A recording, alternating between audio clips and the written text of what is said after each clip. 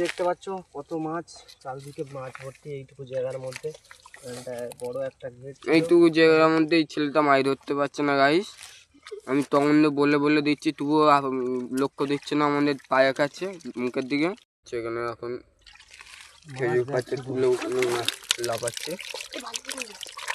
বহুত বহুত মাছ বালতিতে গিয়ে যা একটুখানি জলটা নিয়ে ওই গামছিটা করে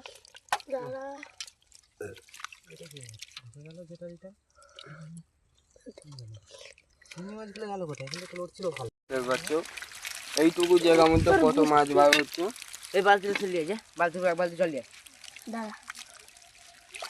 জল দিয়ে মাছ এখন ধোয়া হচ্ছে। যা যা যা একবার জল আনতে যাচ্ছে, এই ভেড়িতে জল তুলবে এখন। চিংড়ি মাছের সাইজটা দেখো গাইস, ও কি মাছ।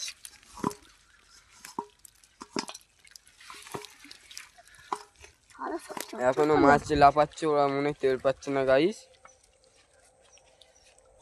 তোমরা যদি টের পেয়ে থাকো কমেন্টে জানাবে।